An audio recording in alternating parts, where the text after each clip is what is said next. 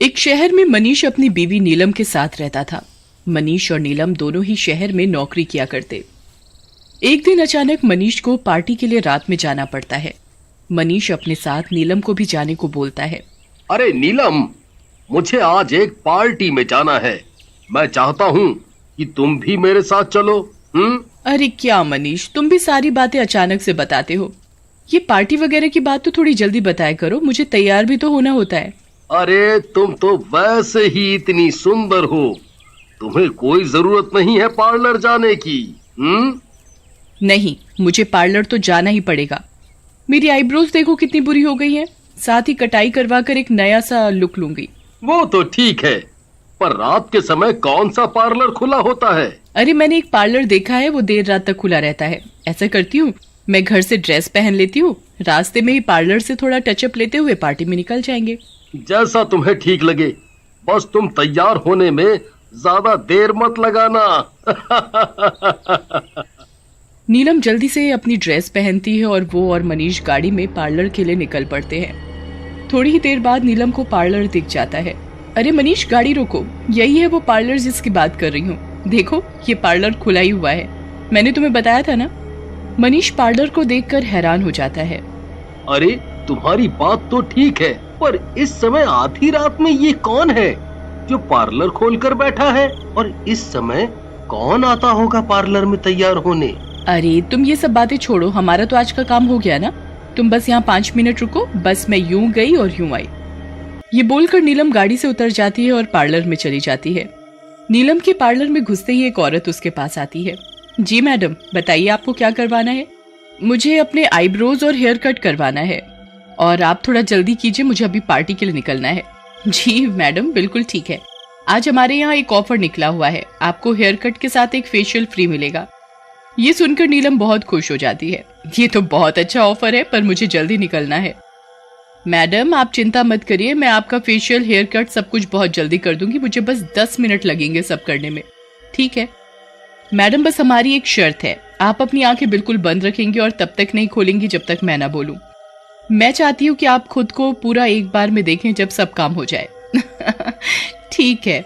नीलम जैसे ही आंखें बंद करती है, वो औरत चुड़ैल का रूप ले लेती है और वो चुड़ैल नीलम की आईब्रोज बिल्कुल गायब कर देती है। साथ ही उसके बालों में अजीब सा हेयर कट दे देती है। वो नीलम को आधा गंजा और आधे सिर पर बाल दे देती है। ये करने के बाद वो चुड़ैल नीलम के फेशियल करने लग जाती है। नीलम का फेशियल हो ही रहा होता है, तभी नीलम को अपने चेहरे पर बहुत जोर की खारिश होने लगती है। अरे मैडम, आपने ये कैसी क्रीम लगा दी? मेरे को बहुत ज्यादा जलन हो रही है, ऐसा ना हो कि मेरा चेहरा खराब हो जाए। नहीं मैडम, ऐसा कुछ नहीं होगा, बल्कि ये क्रीम तो बहुत अच्छी है। ये आपकी डेड स्किन निकल रही है, इसलिए आपको लगाने से जलन हो रही है, पर आप ज्यादा चिंता ना करें। नीलम का फेशियल करते करते उसके पार्लर की लाइट चली जाती है। अरे ये क्या हो गया? मेरे मुंह पर तो क्रीम लगी रह गई और यहाँ लाइट भी चली गई।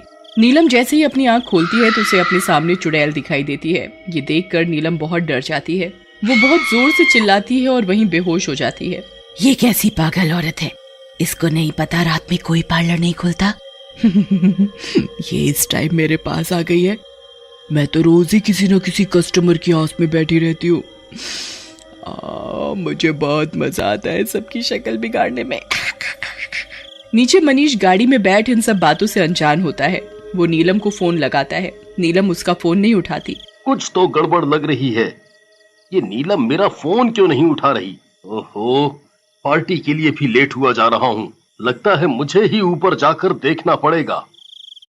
मनीष गाड़ी से बाहर नीलम को पार्लर देखने के लिए उतरता है, तभी उसे पार्लर के सामने कब्रिस्तान दिखाई पड़ता है। कब्रिस्तान को देख मनीष बहुत ज्यादा घबरा जाता है। मनीष फटाफट नीलम की तरफ पार्लर में भागता है।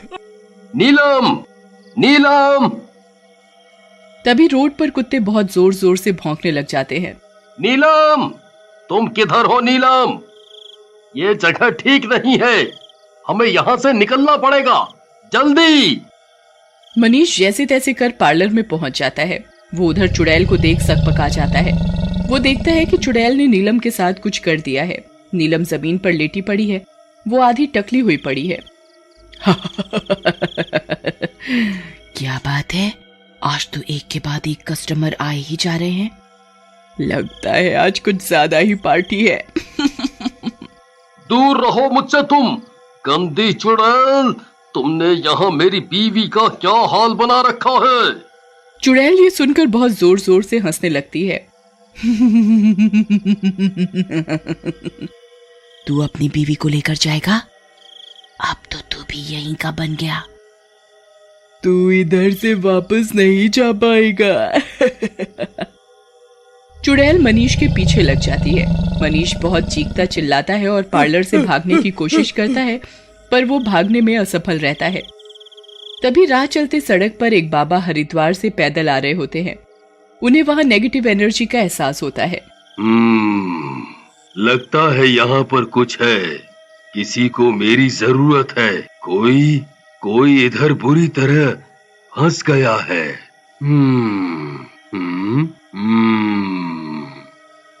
वो बाबा चारों तरफ देखते हैं तो उसे एकदम से पार्लर दिख जाता है।